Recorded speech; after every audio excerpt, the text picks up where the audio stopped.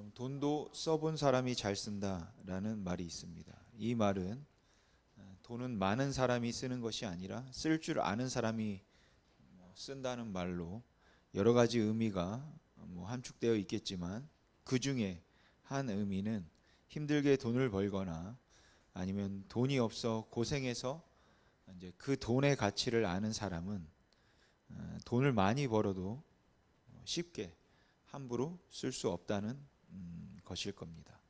그리고 이 논리를 오늘 말씀에 좀 적용해서 살펴보려고 합니다. 하나님께서는 출애굽한 이스라엘 백성들에게 오늘 살펴볼 살인하지 말라는 계명을 주셨습니다. 이 살인하지 말라는 계명은 살인하지 말라는 것보다 살생하지 말라는 것이 더 정확하다, 그렇게 주장하는 사람도 있습니다. 하지만 오늘은 그냥 살인에 관해서만 생각해 보려고 합니다.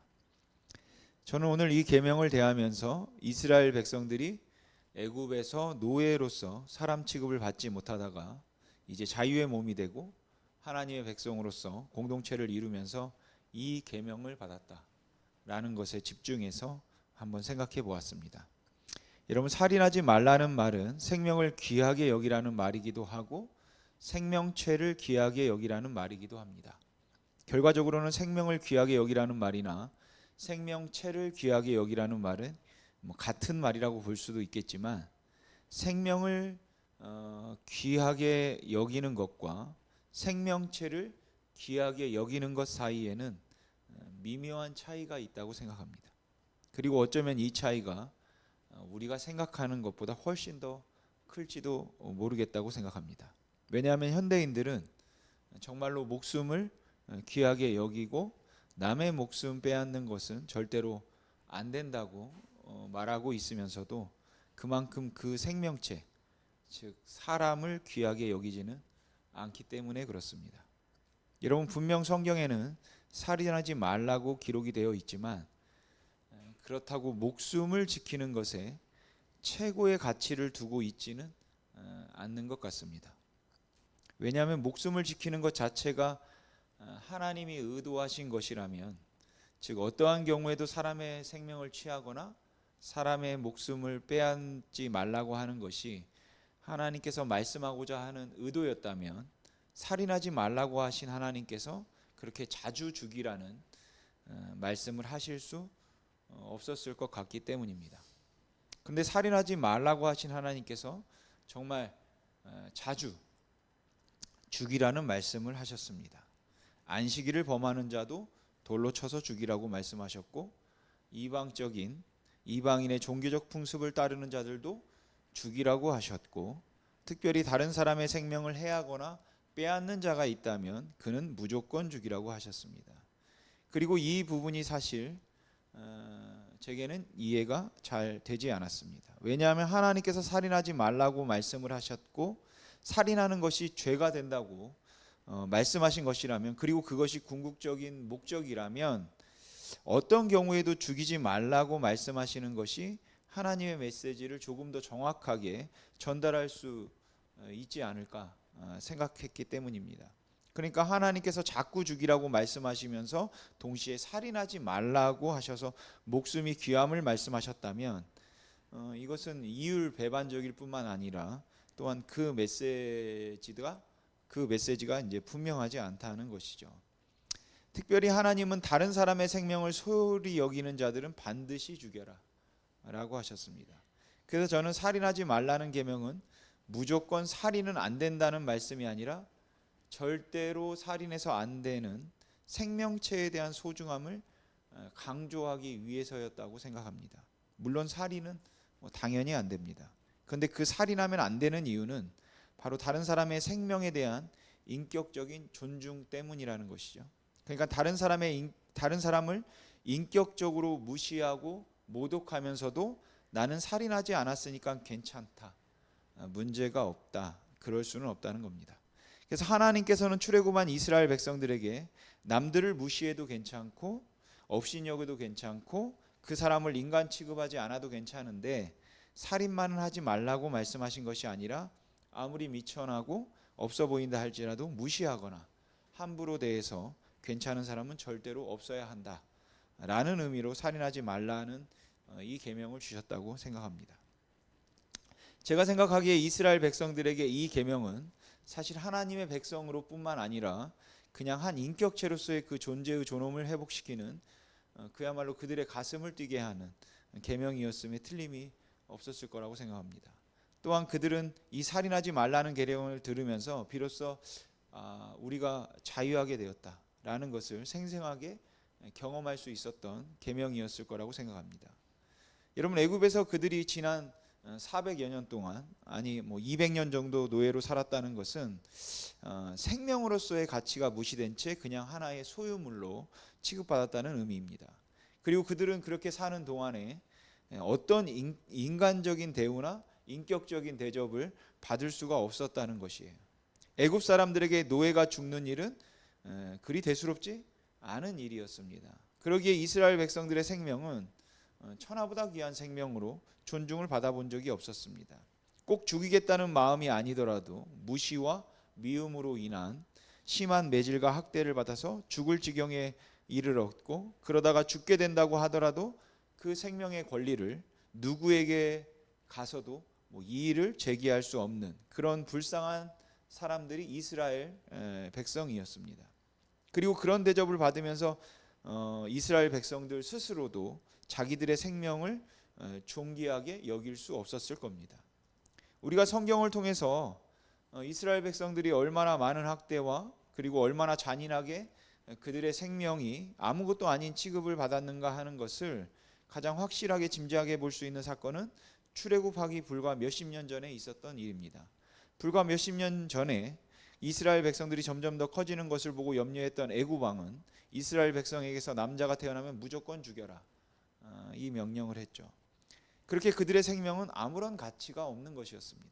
왜냐하면 애굽 사람에게 조금이라도 위협이 될 수 있다면 언제든지 죽여버릴 수 있는 것이 바로 노예의 생명이기 때문에 그렇죠. 그리고 그러한 일들을 보면서 그들은 아마 사람 대접받고 그 생명의 존엄성이 인정되는 것은 진즉에 포기했을 겁니다. 왜냐하면 그렇게 체념하는 것이 더 견디기 쉬울 테니까요. 그런데 드디어 그들이 애굽의 노예로부터 해방되어 자유함을 얻게 되었다라는 것이죠. 그래서 그들에게 이 자유란 이제 더 이상은 짐승 취급을 받거나 소유물 취급을 받아서 그냥 아무렇지 않게 죽을 수 있는 그러한 일들을 더 이상 당하지 않아도 된다. 이제 더 이상 생명이 위협당하지 않아도 된다는 의미인 것입니다.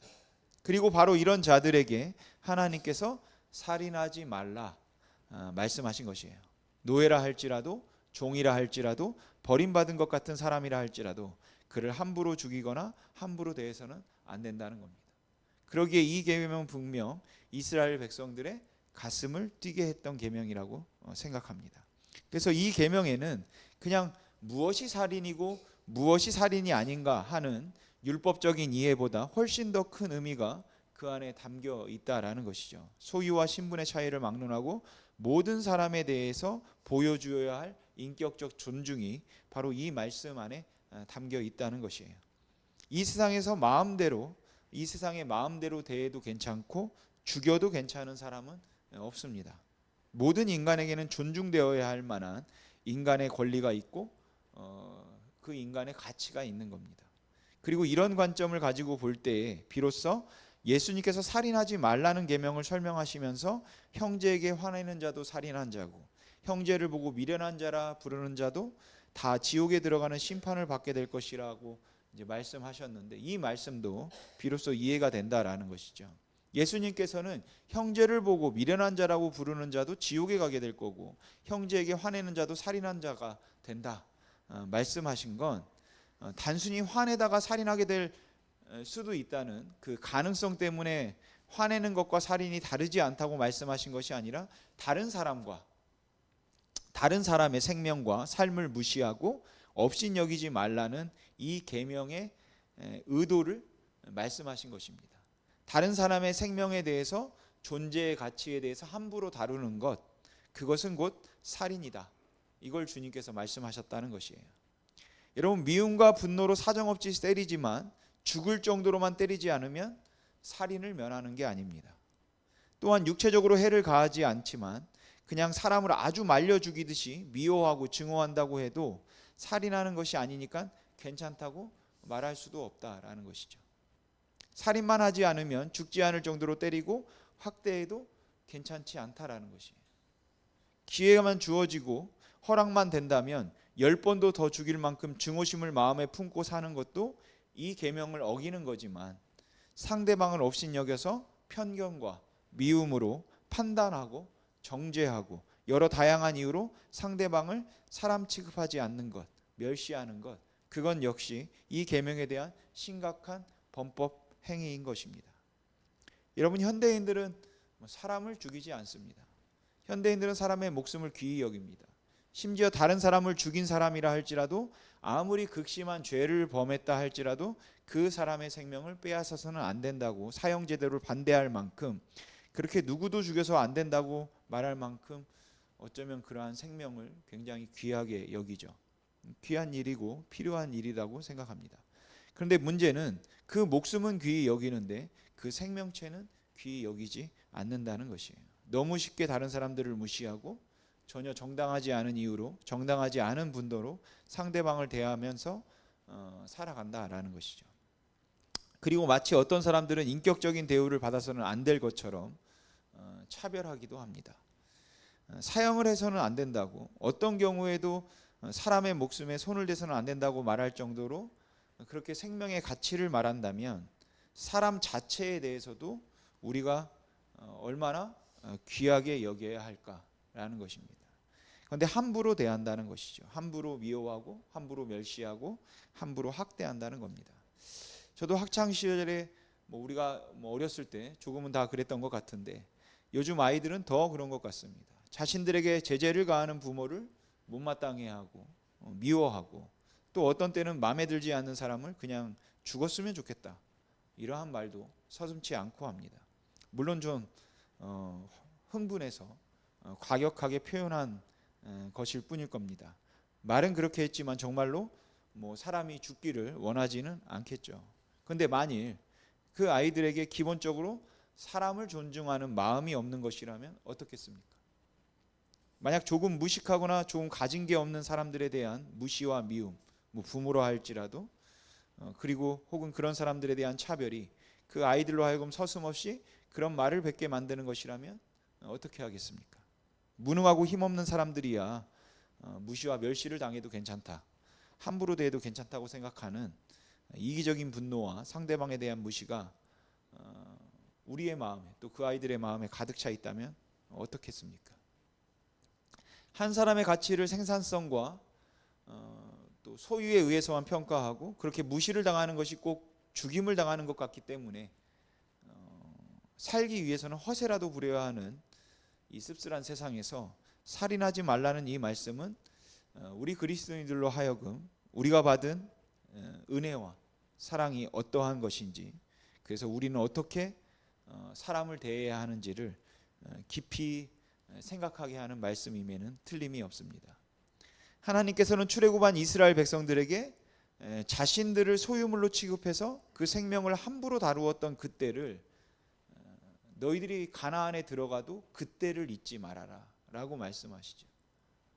그래서 나그네 되었던 너희도 다른 나라에서 나그네 되었던 그때를 잊지 말고 나그네를 선대하라.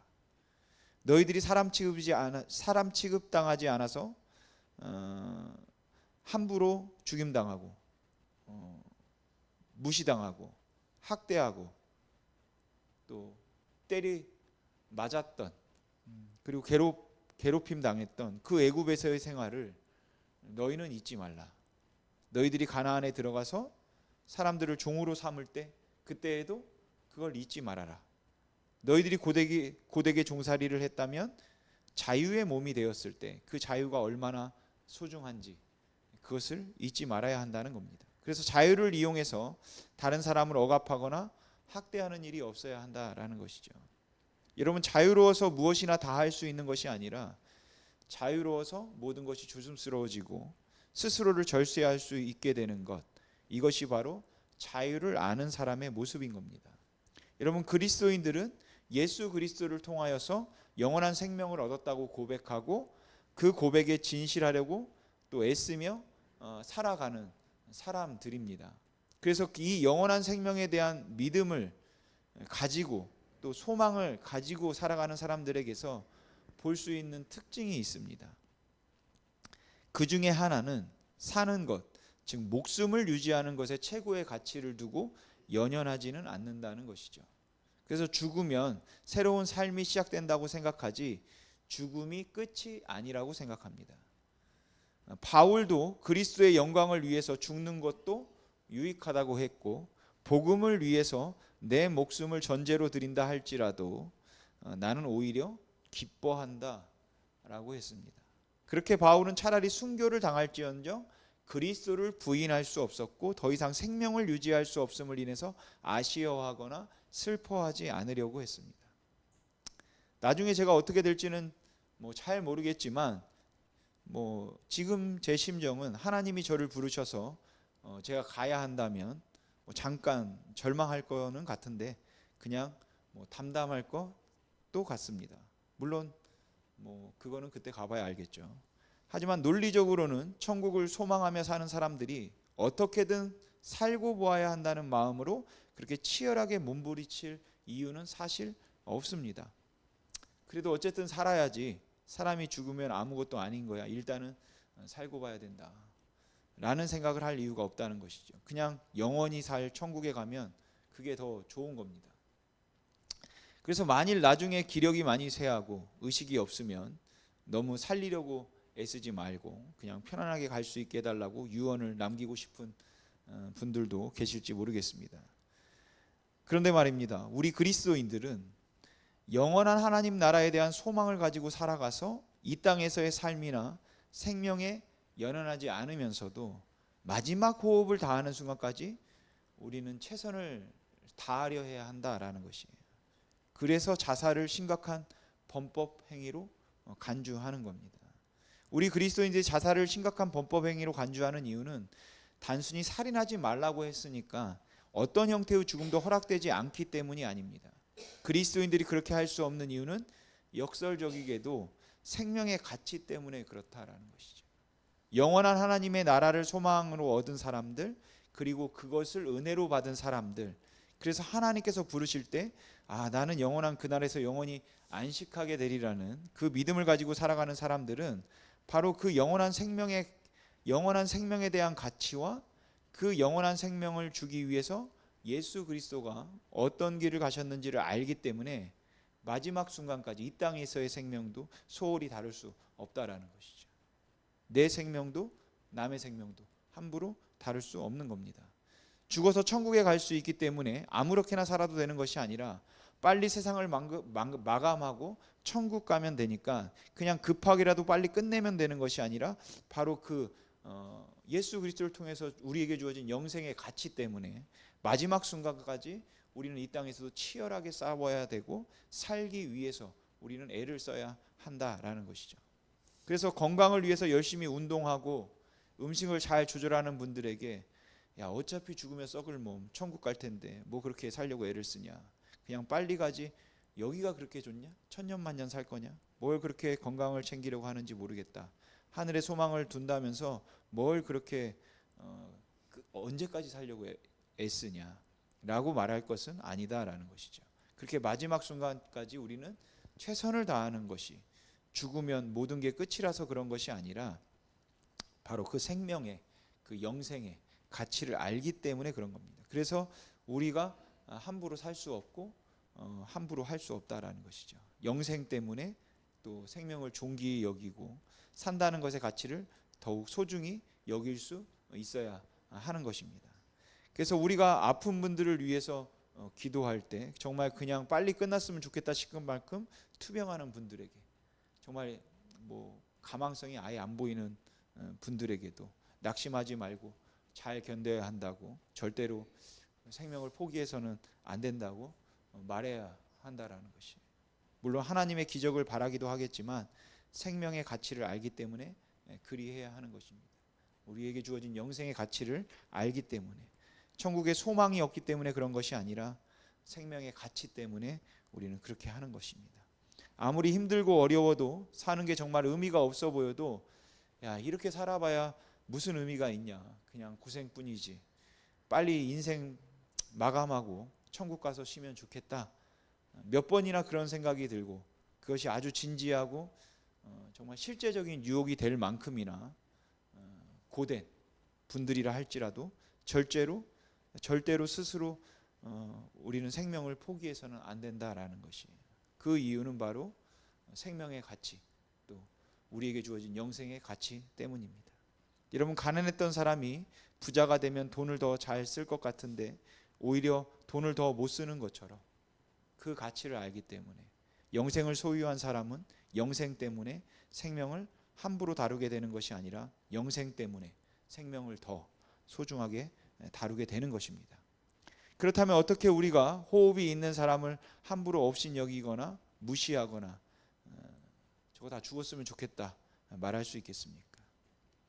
여러분, 수바이처는 아프리카에서 이제 선교 활동도 하고 의사 활동도 하셨는데 그 아프리카에 사는 동안에 모기가 집안에 갇히면 모기가 죽을까봐 모기가 왕래할 수 있도록 항상 창문을 열어놓고 살았다고 합니다.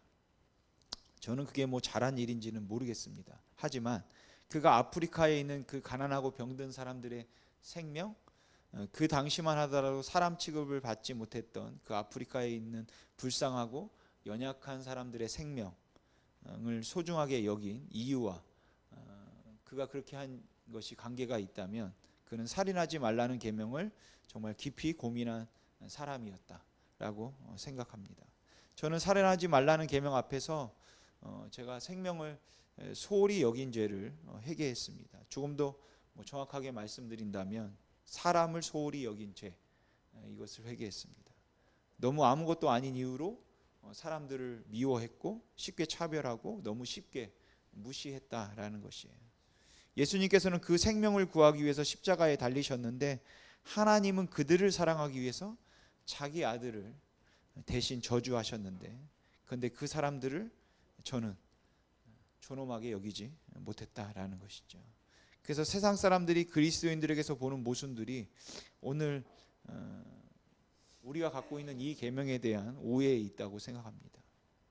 한 사람의 영혼을 너무 귀히 여겨서 그 영혼을 구원하지 않으면 안 될 것처럼 그 영혼에게 예수 천당, 불신 지옥을 말하고 그래서 예수를 믿으라고 전도를 하고 열심히 복음을 전했던 그리스도인들이 그것을 받아들이지 않거나 믿지 않는다는 이유로 철저하게 미워하고 배격하고 무시하고 업신여기고 그리고 기독교인이 아니라는 이유 때문에 또 같은 쪽에 서지 않는다는 이유로 폭력도 불사하고 인격적으로 그들을 대하지 않는 모습들을 볼 때 도대체 그리스도인들은 무엇을 귀히 여기나 그걸 세상 사람들은 물었을 거라고 생각합니다. 정말로 그 생명체를 존엄하게 여기고 있는가? 사람을 귀하게 여기는가? 전도를 하는 이유가 바로 그 사람의 생명에 대한 가치 때문에 그런가? 아니면은 교회를 크게 하기 위해 그런 것인가? 하는 질문이 있지 않았을까 하는 생각이 들고 그래서 요즘 기독교가 또 기독교에 하는 모습들을 보면 참 부끄럽고 안타깝다는 생각이 더 듭니다. 여러분, 이스라엘 백성들이 이웃을 무시하거나 아니면 학대해서는 안 된다고 안 되었던 근거는 이 계명을 어기면 벌을 받는 것에 대한 그 두려움 때문이 아니라 출애굽 사건 때문이었습니다. 하나님께서 그들을 출애굽했기 때문에 그들이 다른 사람들을 무시할 수 없었던 것은 하나님께서 그들을 애굽에서 건져 주셨기 때문에 그들을 구원하셨기 때문에 그렇다라는 것이에요. 여러분, 미워하지 말자는 내 의지로는 사람을 미워하지 않을 수 없을 겁니다. 그러면 어떻게 하면 될까요? 저는 우리가 하나님 앞에서 예수님을 묵상하면 된다고 생각합니다. 아무것도 아닌 나의 생명을 위해서 십자가의 길을 가신 우리가 그 은혜를 정말 쉬지 않고 묵상해야 된다는 것이죠. 여러분, 현대 그리스도인들의 문제는 단순히 생명을 소홀히 여긴다는 것이 아니라 그 받은 은혜를 너무 가볍게 여긴다.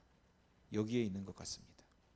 사람들이 한심하고 답답해 보이면 너무 믿고 못마땅하면 내 의지로 좋은 점을 보려고 애를 쓰는 것, 그거는 별로 의미가 없다고 생각합니다. 내 의지로 내가 그냥 좋은 점을 좀 보자, 좋은 점을 좀 저 사람에게도 좋은 점이 좀 있겠지 생각해 보면 되겠다라고 생각하는데, 좋은 점을 찾으려고 하면 할수록 여러분들을 더 괴롭히는 못된 사람들도 진짜 많을 겁니다. 그래서 그냥 잘해주려고 하면 오히려 더 힘들어지고, 이해하려고 하면은 더 어려운 사람들이 세상에는 사실 많다라는 것이죠. 그래서 우리 의지로는 그것이 안 됩니다.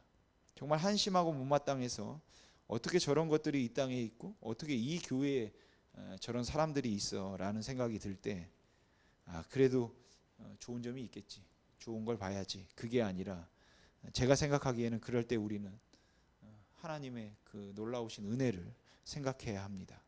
예수님이 나를 위해서 무엇을 하셨는가, 하나님께서 나를 위해서 어떤 대가를 치르셨는가, 그리고 주님께서 어떻게 내 생명을 구원하셨는가, 그 생명의 가치를 알면 다른 사람들의 생명을 우리는 함부로 대할 수 없는 것입니다. 사랑하는 성도 여러분, 오늘 이 살인하지 말라는 계명 앞에 그냥 무엇이 살인이고 무엇이 살인이 아닌가, 이 문제가 아니라 우리 안에 아무것도 아닌 이유로 다른 사람들을 미워하고 무시하고 업신여기고 천하게 여겼던 우리가 그런 마음들을 회개하고 은혜로 구원받은 우리에게 주어진 그 영생의 소중함 때문에 나의 생명도 또한 다른 사람의 생명도 그리고 사람 자체를 우리가 절대로 함부로 대하지 않는 저와 여러분이 되기를 주님의 이름으로 소망합니다. 기도하겠습니다.